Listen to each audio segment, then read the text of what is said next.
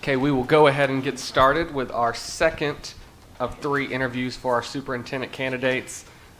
We have Dr. Jermaine Dawson of Birmingham City Schools.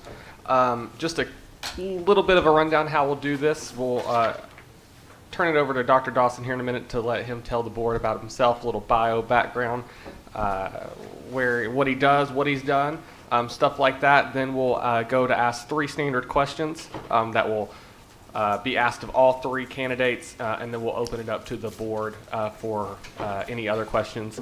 For our YouTube crowd, we will pull questions from there, so make sure you submit any questions that you have for that, and that will be sent to me, and we'll ask those kind of throughout the night if we get any.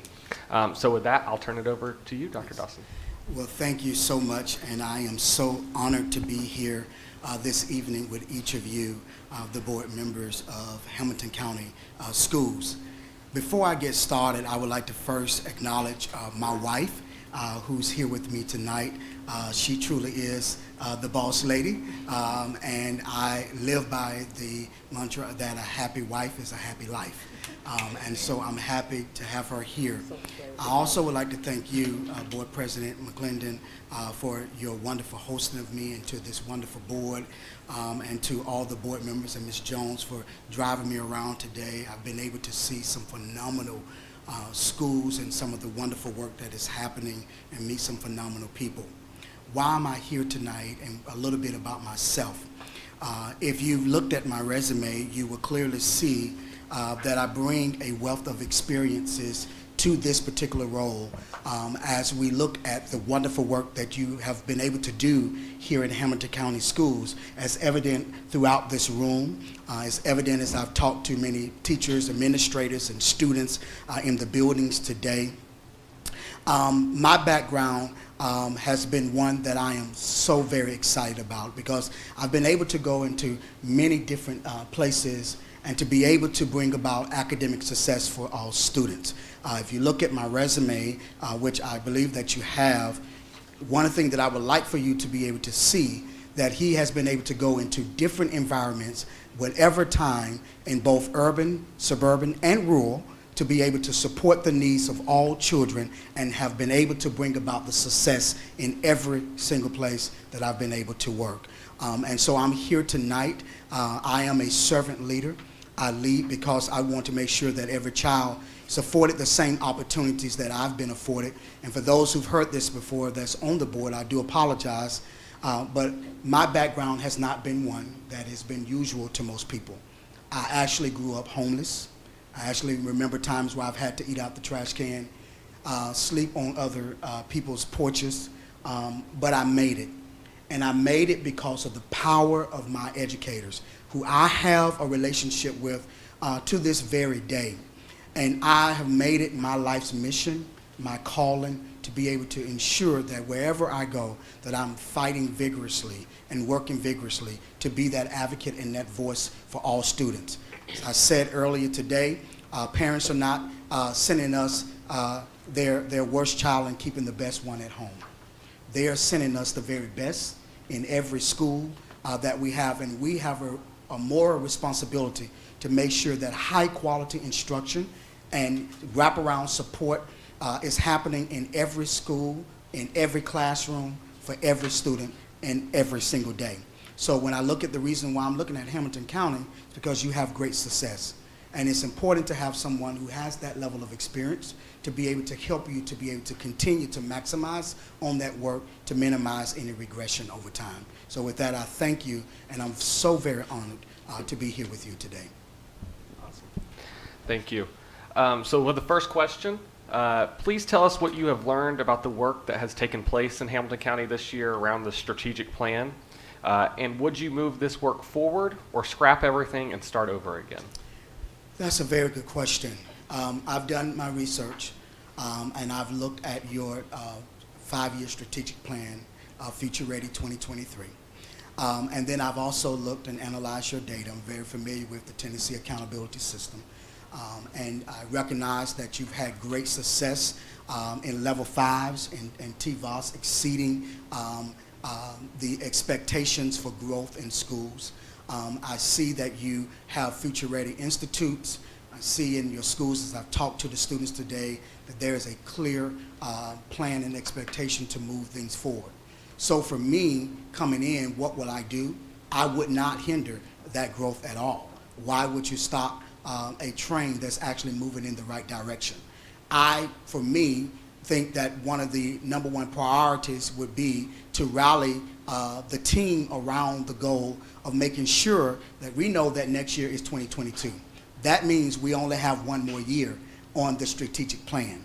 And so rallying the board members, bringing in the commissioners, bringing in parents, teachers, and all of the partners into the realm to be able to look at the data and to analyze it in a way to say what has worked well for us over these 5 years and where do we need to continue to push. And this is not something that will be made in isolation by the superintendent, but it's all the committees, all of the departments in this district to be able to sit down together with our external partners to be able to map out a future-ready plan for 2028. Thank you. Question number 2. What are the most important first steps a superintendent should usually take in a new district? Absolutely, very good question.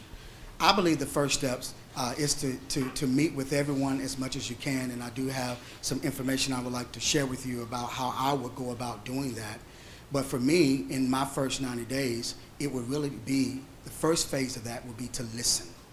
Not to come in with any assumptions, not to talk about or think about anything that I would do, but to meet with everyone that I can from every single place in this district, from the top of the district to the middle of the district, to the rural areas, to the suburban areas, to the urban parts of our district, meeting with the board, meeting with the commissioners, meeting with the mayors, meeting with students and parents, our partners that we met with today, and just listen to everyone and begin to map out what are the common trends that I'm noticing as far as successes in this work, and what are the partners saying as to what needs to still be improved. And then bringing those partners back to the table and giving them an update from the listening tour, if you will, to say, here's what I understand you're saying, here's what you are excited about, and here where I see where you believe that we should go. Now let's sit down at the table together and let's break bread together, and let's talk about how you envision this work moving forward for the next 5 years. And that's how I would approach it. So I would listen first.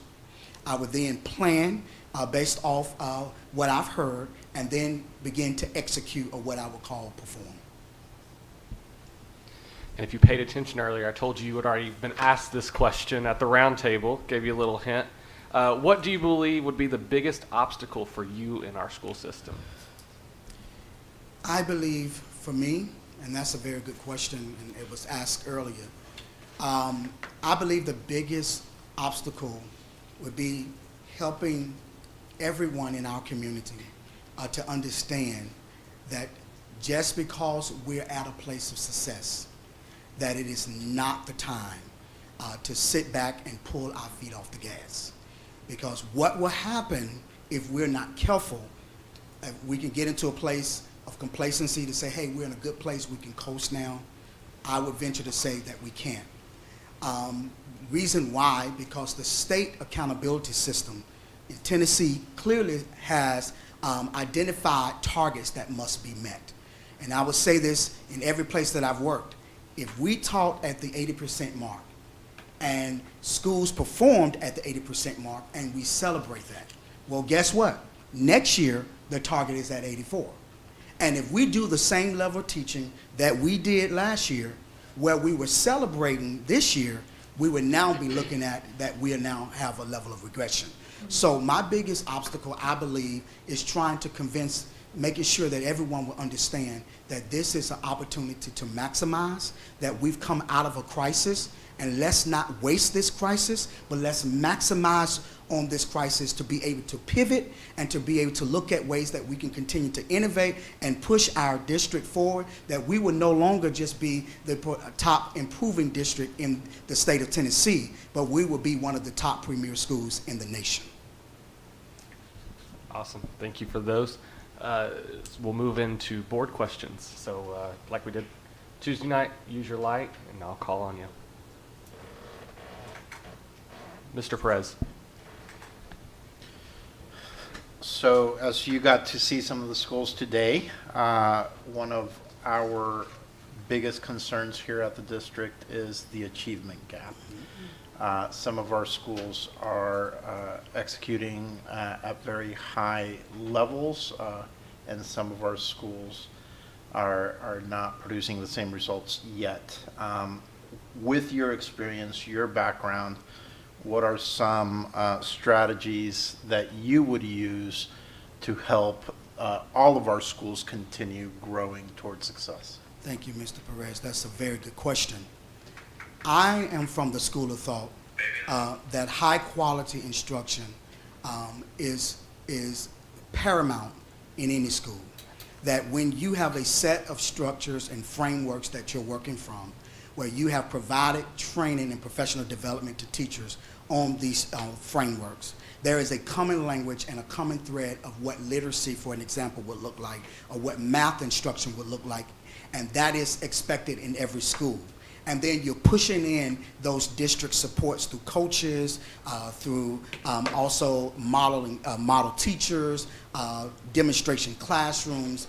I've seen that that's been able to help us in my districts to be able to raise the level of achievement for all students, because there's one set of standards. There's not a different set of standards for high-performing schools and a different set of standards for lower-performing schools. All students must achieve, and they all must achieve at high levels. And the way that we do that and our approach to that may be different based off the needs, but the expectations or the framework that we're working in is still the same. And so one of the ways outside of just instruction is the wraparound supports, right, that may be needed to support our students. I was at a school today, and I was happy to see that they had counselors to be able to support students. And as I said this in the meeting at the chamber today, it's just like, and excuse me for using this spiritual analogy, but in the Bible, when you talk about Jesus, when he was beginning to meet with the masses, before he even gave them the message, he sat them down in companies. He broke them in companies, and he broke bread, and he gave them something to eat. In other words, he met their intrinsic needs before he was able to come and to give them the message of why they were there in the first place. And so I say that to us right here in Hamilton County, in our schools, that we need to, as Maslow hierarchy or standard says, that we have to meet the intrinsic needs of all of our students and do that first, but by the wraparound supports, that's mental health counselors, that's having a plan for social emotional learning, that's having a rigorous support for students who may be experiencing trauma or other areas to support them, while also ensuring that we're providing high quality instruction for our students every day. And so I would be looking forward to working with each of the departments in Hamilton County to look at what type of services we're giving to meet the specific needs of each of our schools. And that then gets to the equity piece, because in equity, it's different than equality. In equality, everybody is getting the same. In equity, I am beginning to meet your specific needs so that everyone can have the same outcomes, and that is a limitless future. Ms. Thurman. Yes, I don't know if you're aware, and you may be, but we have a large contingent of our population who have their children in private schools. And I guess my question to you is this: how would you ensure parents that the Hamilton County school system is the best place for their child? That's a very good question, Ms. Thurman, and I think it starts with raising achievement, because as I say everywhere I go, it's great to have all types of initiatives in your schools, but at the end of the day, the one question that a parent wants to know is, will my child be going to a school that there as a results are high achieving? I want to make sure that when I send my child and I get them out the car and put them into the hands of the school, that I know that I'm getting a return on that investment, and that is high student outcomes for students. And so for me, I don't have a problem. I don't disagree with parents having choice. I think parents should have choice. And I believe also, I think it's a good thing that we have competitors, because competition helps motivate you to rise to the level that you need, so that at the end of the day, that when parents do make choices, they're looking at private and parochial and charter schools. They're looking at Hamilton. We not only have the innovative programs that make us more competitive than sometimes our private and parochial schools, but we also have the achievement to match that. So when they're looking at the choices, they'll be able to look all over Hamilton County and say, here's a choice for my student in Hamilton County, and here's a school choice for my student, and they will then make Hamilton County schools their number one choice. Can I follow up on that? Do you Yes, mind? ma'am. Is that okay? Well, the number one reason that people put their children in private school is student safety, more so than academics. What would be your plan to ensure parents that their children will be safe? And that's something that we haven't talked about, I don't think, with you when we did the last interview. But what do you think that can be done to make us sure that a school system is safe? That's a very good question, and I agree with you on that wholeheartedly, Ms. Thurman. I think the first piece of this is safety begins from the time the students get off that bus or out of that car or walk to school or ride the bus or ride their bikes to school. There needs to be, from the district level, a very comprehensive plan around safety that is very robust, that parents will understand in the policies that we believe in taking student safety that is paramount. Second to that is then what are the procedures and procedures to match the policies that we have that's actually happening in each of our schools. So then working with our school leaders, working with our teachers to be able to come up with plans that will be able to support our students where they can feel safe in the schools and they feel a sense of ownership. Once students feel that they're in a school where they are cared for and there are support systems to be able to meet the students' intrinsic needs, then the discipline concerns go down. And I can speak from that for an example. In the school, and not only just as a principal, but I'm going to use the principal as the principalship as an example, but I've been able to support over 125 principals as a principal supervisor in this work. But as a principal of a middle school, that was an underperforming school for the 10 years of its inception, had never made achievement. And one of the issues in that building, as the reason why, was because of safety concerns. Students were fighting every day. There was riots in the building. Teachers were going out on gurneys. I mean, it was a very bad situation. And the superintendent asked who can go into this building and turn it around. And unanimously from the cabinet level, they mentioned my name. I was like, they mentioned whose name? But they mentioned my name, and I took on that responsibility. And one of the first things I realized is that the students were acting out because they did not feel that anyone cared about them. So they were acting out because they were seeking attention so that someone, because all students, whether they say it or not, want to make sure that there's some level of structure.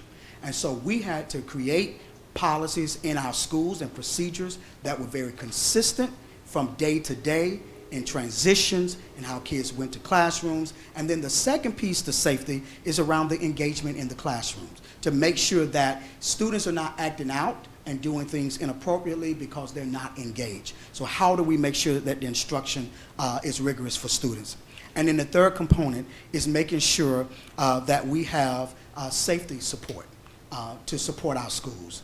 At the high school level, that there's a safety support officer there to support it. The middle schools are resource officers to be able to provide those supports, and not just to be there as a heavy hand, but also to be there to mentor kids, to have small group sessions with kids, to talk to them about the repercussions of what can happen when you make wrong decisions, and continuing to having these counseling sessions and meeting with students so that they can understand. And I'm happy to report, Ms. Thurman, that at the end of our second year, this school became a model school in the state of Georgia, a turnaround transformational school. The discipline had decreased about 45%. Students were walking in class, so much so that even district people didn't even want to come in the building. But we would invite them into the school, and you know what they asked me, Board Member Thurman? Are you all having school? What do you mean, are we having school? Are all the other schools having school? Absolutely. They were shocked because the kids were in the classrooms, they were in uniform, there was no walking in the hallways because we had created systems that supported them. We provided our teachers with the resources and tools on how to support students. We had the structures from the resource officers to be able to help. But the main key factor is that we begin to work with students and show them that we care. Thank you. Yes, ma'am. Ms. Robinson. I had a chance to spend some time with you yesterday, and Yes, it was ma'am. great to do that. We had a chance to talk about our facilities plan, the Blueprint 2030, and I wanted to continue that conversation. Tell us more about how you would approach the facilities plan that we've worked on over the last couple of years if you were made our superintendent. How would you go about finding the funding for that plan, and what would your priority be when it comes to launching that plan? That's a very good question. I did have a chance to look at your Blueprint 2030, and I think you all have done a phenomenal job in identifying with the consultant firm, looking at what are the project needs in the district. And it is so important, and one of the factors that also affect our children is knowing that I'm going into a school that is very inviting to me, and that there are resources in that building that are there to help meet my needs. One of the first things that I would do, and then I'll talk about some ways to help to fund this, is to not only just look at the blueprint, but then bring together all of the partners. And when I say all partners, I mean all partners, to sit down, and the next step for me would be, how do we then together prioritize? We have them, and we have them in the districts. But I think the next step of this would be based off severity. When we talk about capital improvements, we talk about deferred maintenance in schools, things that we've put off. Just like we do at our houses. If something breaks down, we look and say, do we have the funds to take care of this now, or do we kick the can down the road for a little bit later? But I think the first steps that we would do, just similar to what I would do in my own home, is to be able to prioritize based off severe needs. Schools that if we don't do something now, these schools would be threatened to close down. That would then take first priority. And that would not be coming from the superintendent. That would be coming from meeting with all of our partners and stakeholders, bringing them into a room, allowing them to see open transparency, the nature and the status of each of these buildings, and then allowing them to work together collaboratively to identify and prioritize those needs. The ways that we would do that, in Houston, Texas, I was a part of one of the largest school creation and capital improvement projects in the state of Texas. We had a $5 billion bond to be able to support that work. And I know just by also studying your funding structure, your basic education plan, that you get so much funding from the state as it relates to staffing and as it relates to classroom resources. But the third is non-classroom, if I'm not mistaken, and that's where your capital improvement. So what it seems like is that you have more need than you have resources to meet those needs. And so one of the ways that we would be able to do that, if possible, is to be able to leverage with the commissioners in this county to talk through how can we also go to our legislators and to be able to press on them at the state level to bring about programs like we actually have in Georgia, the SPLOST program. To be able to look at some different sales tax. And I know that's not something you do through my research of my studies in Tennessee, but my question is, why can't we go and try? That would be the first thing, to talk about the impact and to take them on some visits to see what some of these crumbling schools look like. And just in that 1 cent or half a cent tax, it took the pressure off the property for the millage rate, for property owners to feel like they have to carry this burden, but everyone will have a part of the pie because we're invested in our county. That will be one approach. And then the second approach, it may not work for all schools, but to be able to talk through, based off our future ready schools and those that are in that feeder pattern, tapping into our philanthropic community and talking through ways that they can be able to fund and help us with some of our initiatives with that. The third piece of that is really reviewing ESSA funds as well to be able to look at how we can do that. But that would all be done in collaboration with all of the partners that support the students and the schools in Hamilton County. Ms. Hill. Thank you, Chair. Dr. Dawson, I appreciate you being here with us.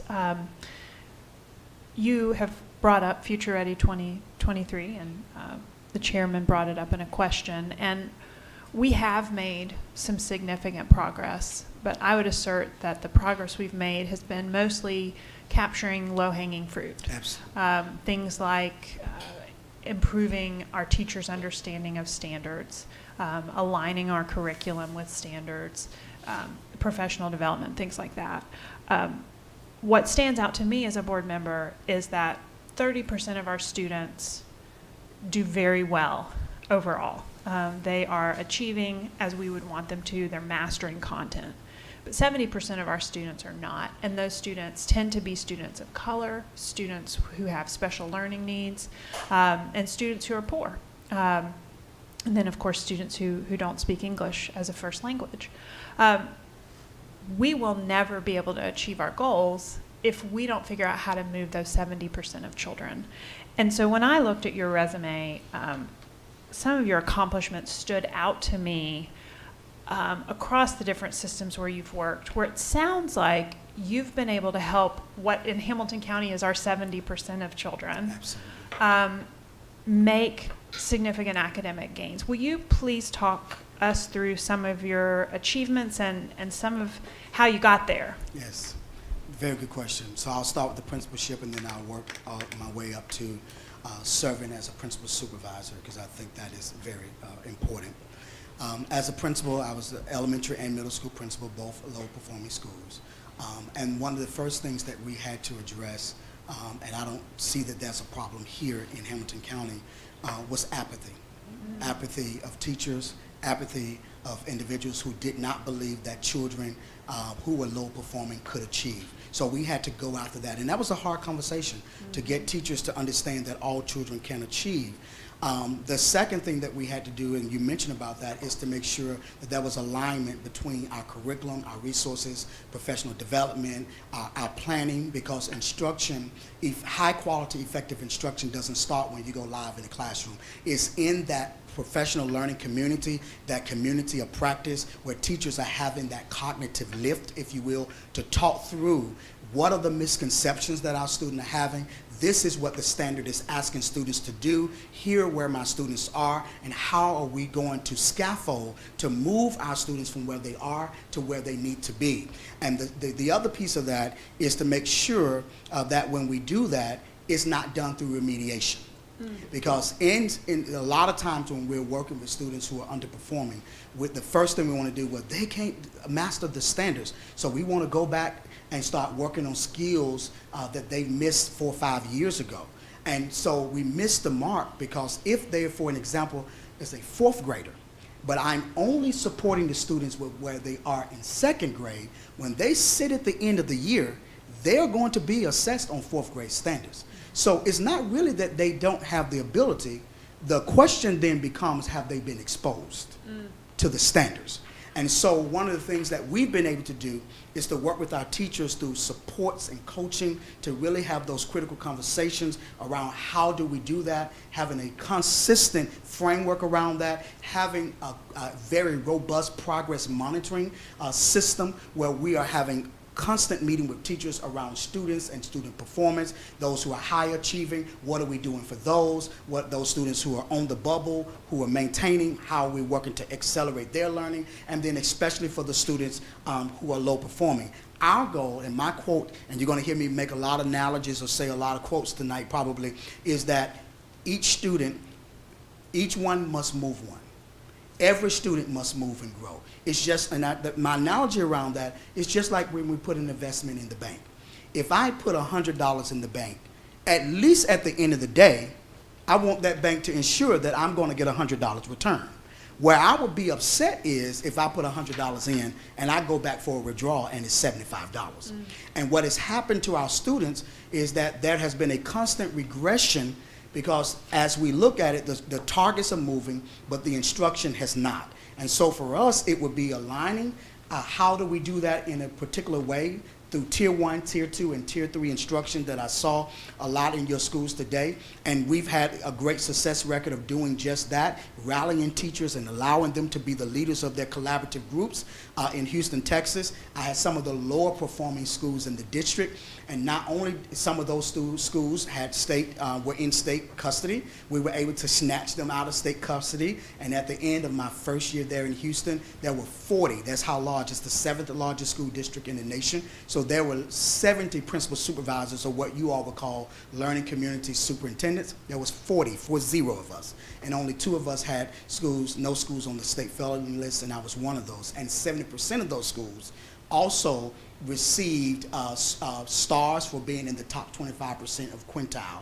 And that came from also students having a plan where students take ownership of their learning, the student agency, and they had trackers to be able to talk about their goals and where they are and where they would want to be. And we had that same success in Duval County, where we were able to help to maintain the district's grade on the NAEP assessment, where we were competing against other school districts across the country. But there's another assessment called the NAEP Tutor, where you're compared against the top 26 largest school districts in the nation, in New York, Chicago, LA, Memphis, Nashville, and many others. And we were happy to take home the number 1, the number 2, the number 3 spot in 4th grade and 8th grade in African American, in Hispanics, in economically disadvantaged on the 2017 NAEP assessment. It was hard work, but we were able to get that done. I want to talk about 2 more real quickly.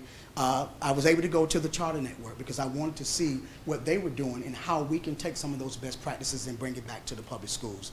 I was there not for a long period of time, but we put in a robust plan of action. And I would love for you, if selected, to talk to them, and they'll tell you in just that short period of time of implementing that plan and helping the teachers to understand the state's accountability system and how it works, we were able to move the number of A and B schools from 54% to 84% in just less than 1 year. Mm-hmm. And then the last one would be Fulton County. One of the ones that I'm most proud of is the district that I was in right before I went to Birmingham. In that district, I came right before they were testing. And in Georgia, 3rd, 5th, and 8th graders are allowed to take the retest for level 1 students. So we put a plan together for 1 month of instruction called the Jump Start program. Other schools start to hear about it, want to join in. As a result of that, if you read an article in the Marietta Journal, it would talk about me presenting to the school board in Fulton County. And I was listing this plan and the progress that we were seeing. And in that article, they listed the schools that were on the state CSI list, or what you all would call priority. If you then go back and look at the same news article in November, a few months later, and they're talking about the announcement of the schools that are coming off the CSI list, 5 of the 6 schools that were on the CSI list came off that list, and the only one that was left had increases. They were just short a few points away. How were we able to do that? Because we rallied everyone around this work, and if given the opportunity, I would do the same here in Hamilton County, and I do apologize for the long answer. No, I need those details. Thank you. Mr. Wingate. Hey, Dr. Dawson, good to see you again. Good to see you too.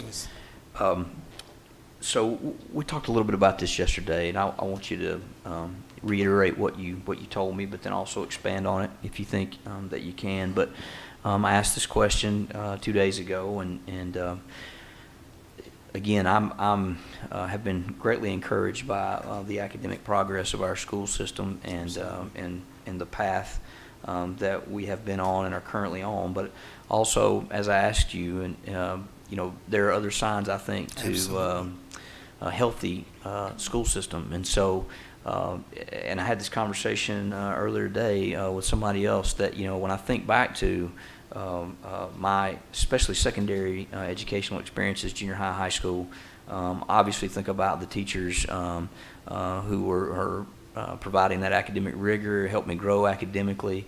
But so much of my memories of those times were extracurricular activities, things that were just community, part of the school community, whatever that may be. And so I will ask you again, what are the signs and indicators of a healthy school system outside of those academic metrics that we always shoot for? Absolutely. That's a very good question, because the metrics only shares a part of the total picture.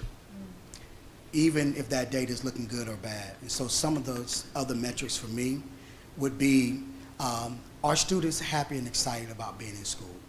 And that excitement comes for being engaged in activities that are interest to them. And when you talk to them, they're able to say why they are excited about being in school. I believe in winning. And so another part of that is part of what I call the AAAs.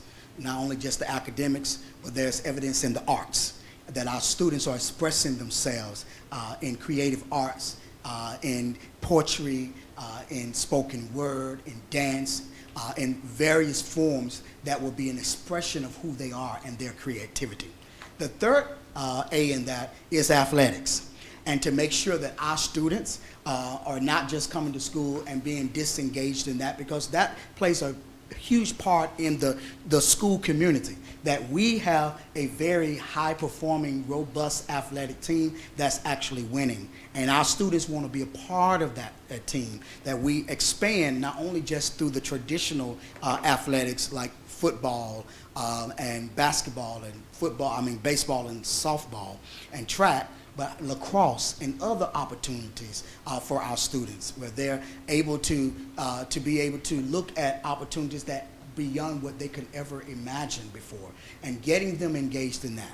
Other ways that we would look at the success is how parents are engaged in the schools. And how do they feel about their child's school and the district at large. So looking at these particular metrics, looking at the district, are employees happy with the supports that they are giving? Are they happy to be at work? And that's evidenced through looking at the decline in attendance, absenteeism for our faculty and staff, looking at the decline of absenteeism of our students. That means that says that our students are happy and want to be at school. Looking at the increase of the parental involvement, looking at how our district staff is supporting our schools in various ways beyond just the academics. But all of these are metrics, and then our larger community becoming more excited about being a part and being invested in the work that we're doing in the district, so that we'll be winning on every level. I would like to see us winning in academics, in the arts, and also in the athletics. Thank you. Yes, sir. We have our first question from YouTube. How would you support families and students with disabilities? How would you advocate and implement effective inclusion strategies? Absolutely, absolutely. So for me, I believe in advocating for all students, and especially our subgroup population for students with exceptional students. And so one of the ways that I strongly believe in that is making sure that our teachers know how to do the various co-teaching models in the classrooms, that we do not have a plan where we're just doing the pull-out model, but there's an increase of our students going into the inclusion into the general ed classroom, and we're pushing in our exceptional teachers into the classroom to be able to do those various one teach, one assist, one model, both teachers share modeling, and these particular models to support our students. Why? Because research tells us that our students learn best from other peers, and research also tells us that if I'm in a room and I'm struggling with a concept, and I am working with a particular student who actually mastered that concept, as I'm hearing them talk and think through that cognitive work of how they're going to solve the problem, it helps me as well. So I believe that we should be working to support our teachers, to provide that additional support, that we provide great resources like Oil and Gillingham resources to support our teachers and our students, that are national research best strategies to support them in the classroom and working with them. I also believe another way to do that is looking at the RTI process, that even though these students may be already have been placed in exceptional services, we can still be able to expose and teach these students at the standards level, and then provide that wraparound supports to them at the tier 2 and tier 3 level. So if given the opportunity, these are the strategies and the ways that I would support our students with disabilities. Thank you. Ms. Jones.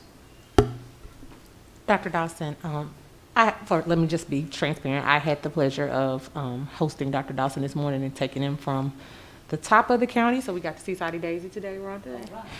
very Met an good. amazing, I can't even think of his name now, but an amazing, it was a young man in the Blue Cross Institute. I can't even think of his name anymore, but he's doing his web design. It was a lot. I was really excited. He was doing a web design and graphics and apps. I mean, it was really neat. But nevertheless, so we did that, and we came on down, and we ended at OKE, which we love to call it OKE, which is Ochinob Elementary, which is a school that is currently in the partnership network because it is a school that's in priority status.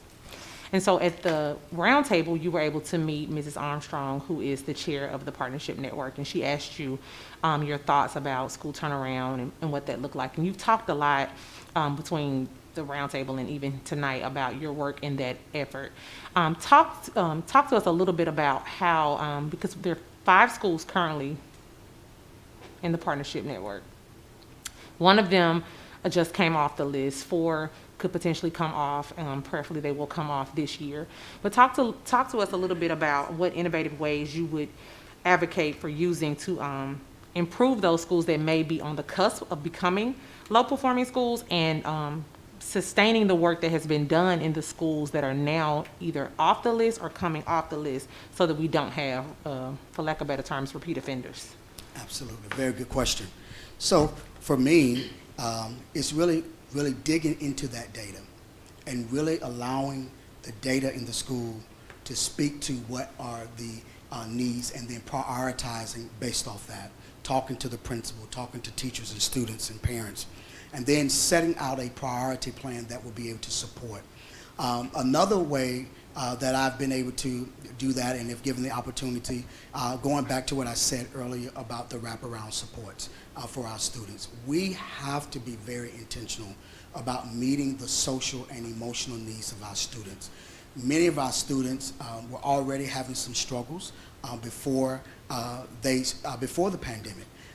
Many of our students have what we call in counseling parentified child, meaning that in my home, at night, I'm like the parent. I have to raise my younger siblings. I have to do the things that normally a parent should do. And then I'm asked to come to the school, and like a light switch, you turn it on and you expect me to be the student in the class again. And so it's really, first of all, really understanding where our students are and having those critical conversations about each individual student, creating an individual student plan that's differentiated based off their needs to target areas where they may need some additional support, going after their misconceptions and areas of struggles in the classroom, doing that tier 2 wraparound supports as far as addressing misconceptions, foundational skills that they may be missing, and quickly accelerating that to the grade level standard, and then going into what we call the tier 3 tertiary level and beginning to go and do some very more intense types of things, that one-on-one support to be able to meet the needs of our students. And we can do that in many ways. We're doing that right now in Birmingham City Schools. I'm happy to talk about our high dosage tutorial program that I am leading in our district right now, where we are partnering with all of our major colleges and also our state community colleges to be able to support our students with high dosage tutorials, to be able to do 2 things. As I opened up tonight, I talked about how the impact of my teachers. One of the things that they were able to do for me that I could not do for myself is one word, and it's called exposure. They exposed me to things that I could never imagine, and one of those was being able to reach out to see other students who had come through and made it, and who are in college and that are doing well. So we built a high dosage tutorial program that we will bring back in college students to work with our students on additional skills that they may be needing. And as a trade-off to that, what's going to happen is our students are going to see others who are close in age to them, and that motivation is going to rub off on them to say, hey, if you're able to do it, I can too. And then second to that, we're going to pay these tutors $15 an hour. And I don't know about you, but when I was in college, I had to make it on oodles and noodles. I had a scholarship, but I had to eat noodles to make it. And what would have helped me to have a better college experience if I had some money coming in. And these students are going to be paid to be able to support our students And at the college level, for the four-year colleges, we're going after the students in the College of Education so that they can get a firsthand experience of working in our school district with our kids, so that that can then build a pipeline for future educators in our district. So it's a win-win for us. Other programs that we're doing to support our students called the Birmingham Promise, which has two components to that, because all of our students are not going to college. They're not. So how do we make sure that if college is not their track, they are truly ready for a career? So really looking at our programs as we would in Hamilton County, looking at our Future Ready Institutes, how can we continue to build on academies that will lead to industry certification that students can take with them as a trade into the careers. So one of the things that we've done in the Birmingham Promise program is two parts. One is the college component, that any senior in Birmingham City Schools who would like to go to a state school that's been approved by this our educational partner called Birmingham Promise, they will get full tuition for all 4 years. Any student in Birmingham City Schools, tuition free. And we can be able to do that for our students as well, because they can make it. And then the second component that I'm just as excited about is the apprenticeship program, that our students at the senior year will have a schedule and a modified schedule to be able to go to their core classes to meet state graduation requirements, but then they will go into a job of interest with any of our corporations and start to work and learn how that works and get paid for that while they're still in school. So that those students, when they graduate, they already have an inroads into that company, into that profession that they can work from. And so we're doing that to be able to help our students. And the last one that I would like to share is a partnership that we have with Apple. Apple partnership program is the first of its kind, started in Birmingham City Schools, and now it's spreading throughout the country. But one of the new components that we did not have that we are going to be introducing is called the Apple Propel program. And so instead of looking at the highest performing students, we're actually going to turn the triangle upside down. And we're going after the students with the 1-point GPA, the 1.5 GPA, who have interests that they never could imagine, well, my GPA is not going to help me to get into anybody's community college at all. So we're going after those students and building partnerships with our colleges to say, hey, let us have this partnership with the district and with Apple. You bring in your college professors, they still work with our students to give them the college courses, but we're going to help to make sure that when they leave, they don't have to take remedial courses. When they leave our program in 2 years, they will then be able to matriculate into a 4-year college if they so choose. And so these are the multiple ways that we would be, if given the opportunity, I would try to bring to Hamilton County to support our students. And I'm sorry for the long answer as well. That's fine. I'll go ahead with my question. Got to go to dinner with you and your lovely wife, and we talked about this a little bit. But third grade reading level is critically important to our Future Ready 2023 plan, to this community, to the state, and across the country. People struggle with it, and how do we keep increasing that number? And we've made gains there. It's nowhere where we want it to be. And your resume, you've had experience in increasing that. So can you talk about how you would go about making that a priority, and how what initiatives you would implement to help move that forward? I'm so glad to get that question, because it's so imperative that our students are reading, not just by grade level, but reading at every grade level. That's important to me. Because we know that if our students are not literate, they will not be able to have the skill sets that they need to be able to be those critical thinkers and to be able to solve problems in life. And so for me, your state's plan in reading, your reading plan that you have at the state is very similar to our Alabama Literacy Act, where all of our students must be reading, and Georgia's had that for a number of years, where students are reading by third grade in order to avoid retention. And so for me, it's really understanding and digging into what's happening in our lower grades, in kindergarten through second grade, and providing those supports to teachers to understand that there's two things going on. There's a difference between when we talk about students and proficiency, that's different than talking about students and their reading ability. Reason why because one is really dealing with Lexile, or if you use A to Z, or Fountains and Pinnell, or DRAs, if you will, and it's really looking at growing students and their ability to be able to read text with what we call automaticity and with fluency, understanding the components and the 5 components of literacy, which would be phonemic awareness, phonics, vocabulary, fluency, and comprehension.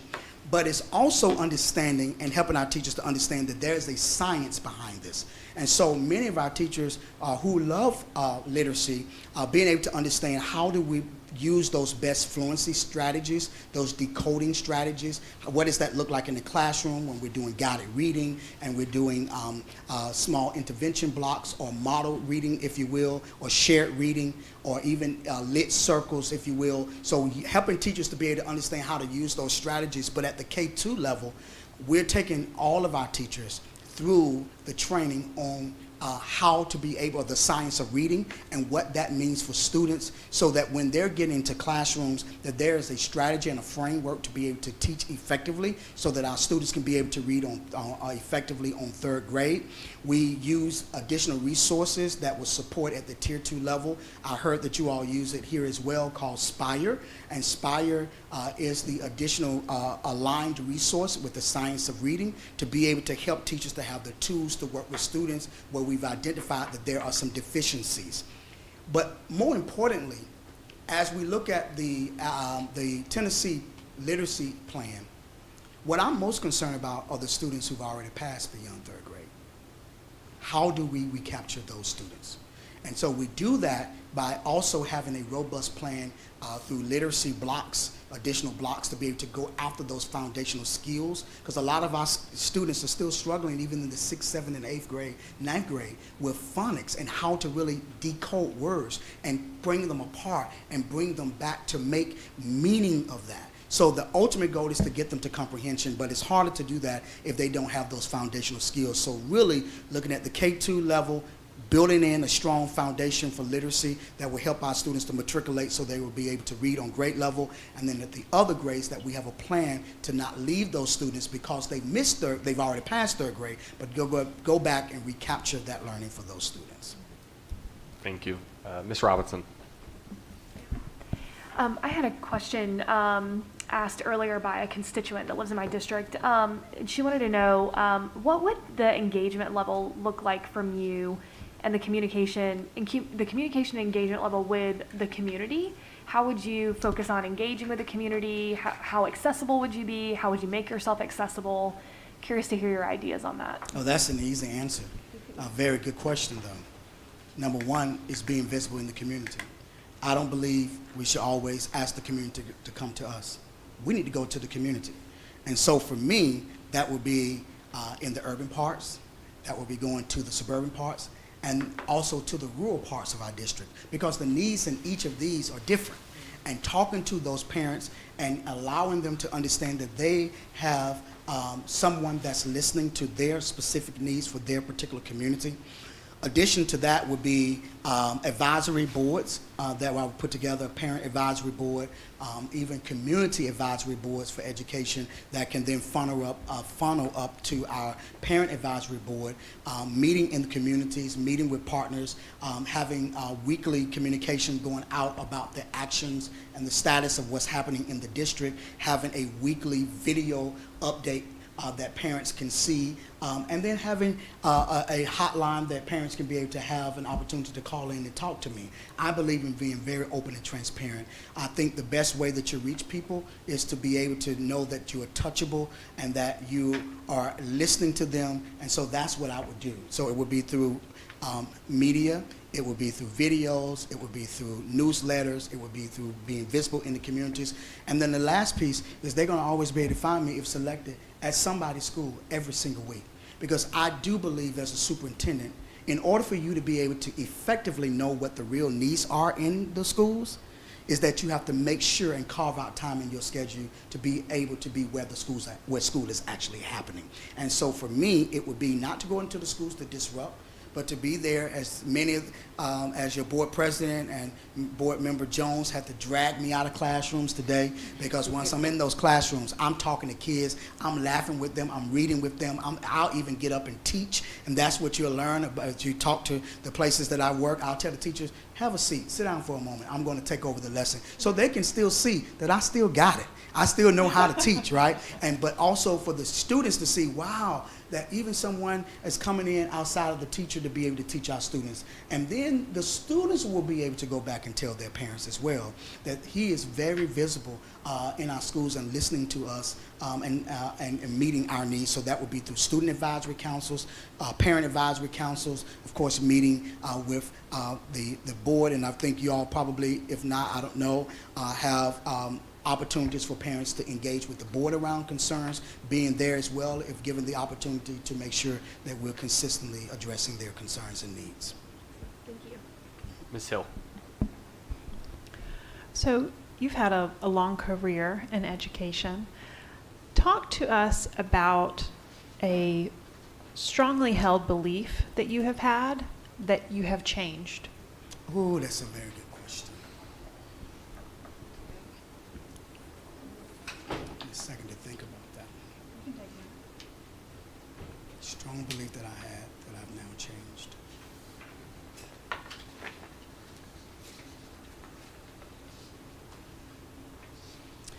I would venture to say for me,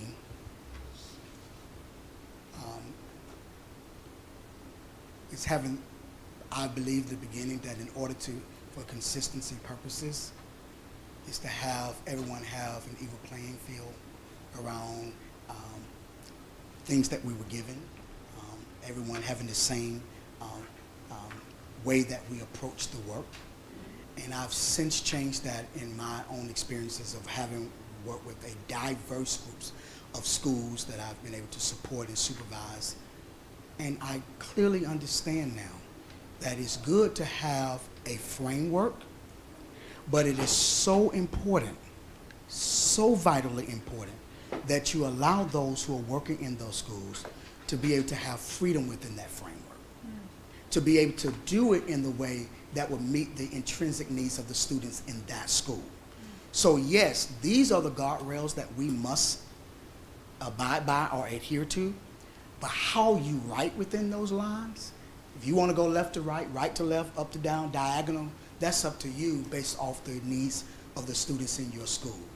And principals don't mind having structure as long as they know that they are given some autonomy to be able to meet the needs of their students, because they are the boots on the ground in that building. They are the ones that have to interact with those parents, and they know what the real needs of their students are. And so I've learned how to give some guardrails and then let the team go and be as creative as they can be and not hinder them, but undergird them and support them in that work, and then celebrate them for their creativity. And when we get those wins, I mean celebrate it on the rooftop, that everybody can hear and know that we are making the progress that we need.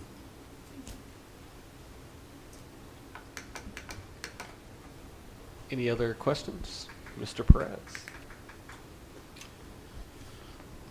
So among the role of the superintendent is overseeing the budget, which is obviously very important. Can you share with us a little bit your experience, your background, your priorities when you look at budgeting, how you structure it in your mind, or how you walk through the process of budgeting every year?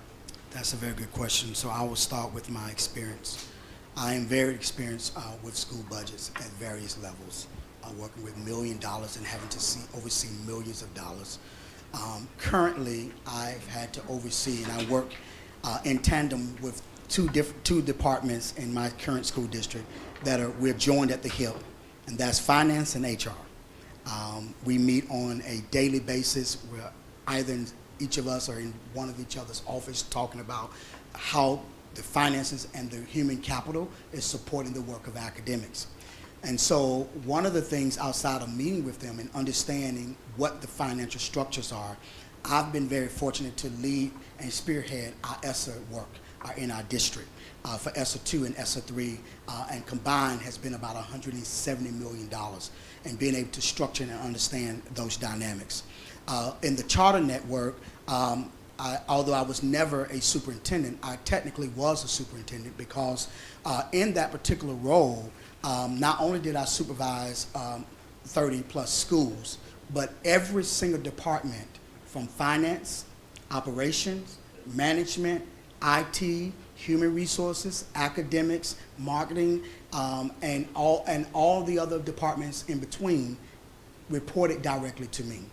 And I had to be responsible for not only the managing and overseeing the operating budgets for our cluster of schools that range from, like I said, Tallahassee to Jacksonville to Orlando, Kissimmee, and Tampa, and everything in between in North Florida for about 30,000 kids. But I also had to oversee and create a budget that for our management, or what we would call our central office in the North Florida area. And so for me, looking at your budget structure, it's very important to understand that and know what the basic educational plan is. And I know just by looking at the research that they're looking at creating a different formula, which I'm very familiar with, and that's one of the pluses of having worked in multiple places, because whichever way the budgets go, 9 out of 10 times I have experience in whichever way it begins to turn. And so for me, I see that your district is, your state is looking to look at more of a formula based off need, if you will, just similar to the formula that Georgia has. But in your basic education plan is very similar to the funding structure in the state of Alabama. It's looking at your students and looking at the number of your ADM. You all call it average daily membership. We call it average daily membership as well. After the 20-day count, you get your numbers. You're locked in the same way here that we are there. And also the ratio structure, which I would love, if given superintendent, to have an opportunity to push in on our State Department to talk about that. Because if a class has, for an example, they do it off ratio, if I'm not mistaken, at the state level. So for every 20 students, you get a teacher. But what happens if the needs of those students determine that class size, in order to meet the needs of those students, really need to be about 12 to 15 students? But now we're short, so that means that money has to come from somewhere else. That means now we have to push in on the county commissioners to be able to fully understand what our structures are and what we need. And in your state, you all have a system where the state gives you funding, but it's also like an equalization system, if you will, based off the ratio of what the commission is able to give. And so then it will then be working with the county commissioners, being able to show them the data, meeting with them on a regular basis. I met with one of the commissioners today, had a long talk with him, awesome conversation about the changes that are getting ready to happen as far as the alignment of the board to the commission and what that means as well. I'm familiar with all of that work as well. But for the budget pieces, is sitting down with them and saying, hey, in this case, if the majority of our budget has to come from our county commission, how do we leverage and pull on our commissioners to really see the need for the plans that we have to be able to meet the outcomes for our students? And I'm very strong in being able to do that. So I have a plethora of experience in working with balanced budgets, fixed budgets, zeros budgets, working with the site-based management, centralized management of budgets to be able to meet the needs of students. But I also, my last point in that, and I want to make it clear, and I know I'm talking in this interview about me, and I'm saying a lot of I right now to be able to talk about my experiences. But I want you to understand, in my regular operation, it's we. And so for me, it will be listening to our chief of finance. It will be listening to our stakeholders and what those needs would be in order to meet the needs of our students. Ms. Robinson? Yeah. Thank you, Marco, for asking that question, because I was also curious about your experience with budgeting.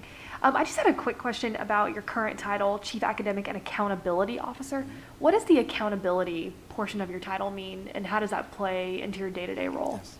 So I directly supervise 5 departments. Actually, in my time, I've supervised about 7 different departments, and of course, through restructuring, some departments move out, move in. So I, as the chief academic officer, I've had at one point the principal supervisors. I've had our professional development team. I have currently our ed tech team. I have title programs, all of the title programs, all of the ESSAs. I have our curriculum and instruction department. I also have an accountabilities coming from our assessment, accountability, and research team that's very responsible for data analysis, assessment, research, if you will, and those who would like to use our data to be able to do research for dissertation work, for grants and things of that nature. I oversee those departments as well. And I also oversee our post-secondary readiness department, which is our CTE, our academies, which are similar to your Future Ready Institutes, everything related to industry certification and the like. Awesome, thank you. Any other questions? We don't have any. We do not have any YouTube questions. So, Ms. Hill. Okay, sounds like this is the last question. If you could have any animal, only miniature, what would you have and why? Can you ask that question one more time? Happily. If you could have any animal, Mm-hmm. only miniature, what would you have and why? We can tell he did not watch the other interview. Way to go. Way to come at us fresh.